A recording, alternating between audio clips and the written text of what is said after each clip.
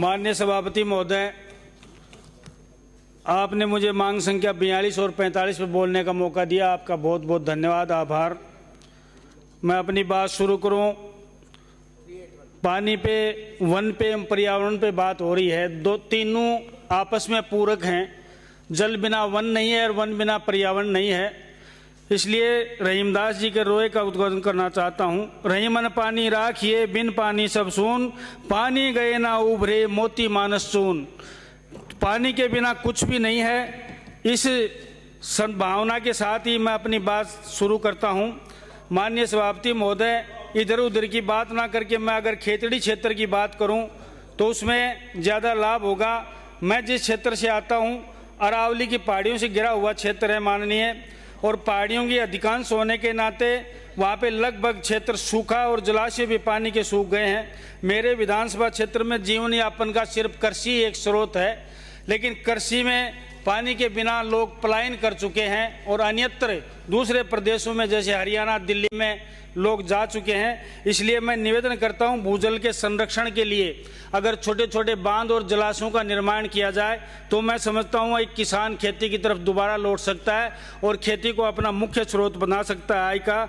इसलिए मैं निवेदन करता हूं महोदय, जैसा मैंने पहले भी जिक्र किया था कि अरावली की पहाड़ियों से संभावनाएं नजर आती हैं। जैसे क्षेत्र में 2 रिजर्व कंजर्वेशन है, उस रिजर्व कंजर्वेशन की सुविधाएं मूलभूत अगर विकसित कर दी जाएं तो मैं इस मांग का निवेदन करना चाहता हूं। मेरे द्वारा की गई सभी मांगे वर्तमान में परिप्रेक्ष्य में अति आवश्यक है। तो महोदय, आपके माध्यम से मैं राज्य सरकार से निवेदन करता हूं, मांग संख्या 42 व 45 के तहत जो मांगे रखी गई हैं उनको शीघ्र अति शीघ्र अगर मेरी विधानसभा निर्वाचन क्षेत्र में क्षेत्रवासियों को राहत प्रदान करना चाहते हैं तो क्षेत्र की मांगों को निश्चित रूप से पूर्ण करें।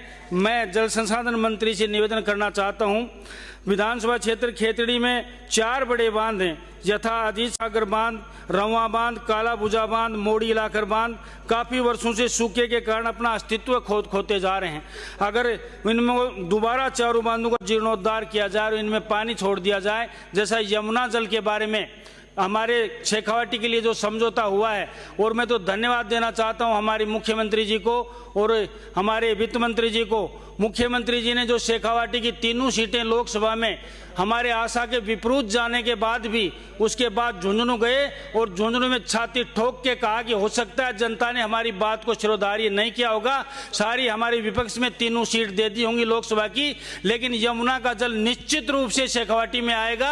और प्रेस कॉन्फ्रेंस में कहा और प्रेस कॉन्फ्रेंस के बाद सार्वजनिक सभा में ये बात कही।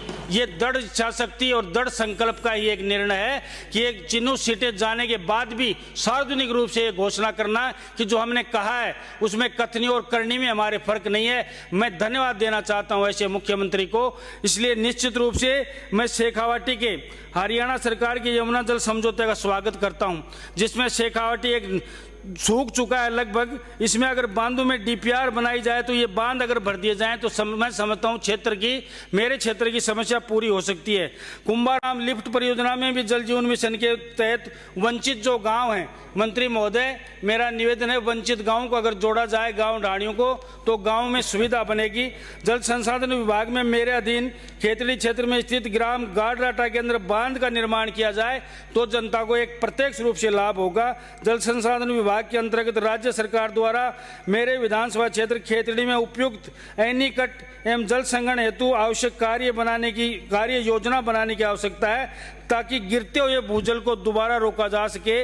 वन एवं पर्यावरण के संबंध में मैं मांग संख्या 45 के अधीन वन मंत्री जी से निवेदन करना चाहता हूं कि मेरे क्षेत्र में एक बहुत बड़ा रिजर्व कंजर्वेशन, जिसको बांसयाल खेतड़ी रिजर्व कंजर्वेशन के नाम से जाना जाता है, मैंने पूर्व भी सदन में इस बात का जिक्र किया था, उसको अगर संरक्षित किया जाए तो मैं समझता हूं रोजगार के अवसर वहां पे बढ़ेंगे। उसकी सीमा और एरिया में पक्की दीवार की आवश्यकता है, पक्की दीवार के बाद में फेंसिंग की आवश्यकता है, क्योंकि 4 फुट की दीवार है मात्र, उसमें जो जंगली जानवर हैं, पैंथर वगैरह, सियार वगैरह वगैरह वगैरह हैं, वो 4 फीट की दीवार में रोक नहीं सकते। इसलिए इसको ज़्यादा ऊंची करके तार फेंसिंग की जाए तो मैं समझता हूँ ज़्यादा फायदा रहेगा।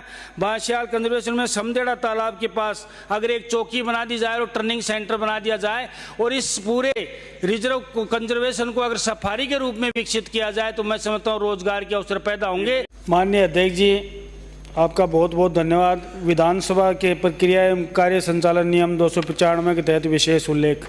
महोदय, उपरोक्त विषय अनुसार निवेदन है कि मेरे विधानसभा क्षेत्र खेतड़ी का क्षेत्रफल लगभग 60 से 70 किलोमीटर है। हरियाणा सीमा से लगता हुआ राजस्थान के विधानसभा क्षेत्र उदयपुर वाटी तक विस्तृत एरिया है, जिसमें कुल 44 ग्राम पंचायतों में 135 से ज़्यादा राजस्व ग्राम, 350 ढाणियाँ हैं। क्षेत्र की कुल जनसंख्या लगभग 5 लाख से ज़्यादा है।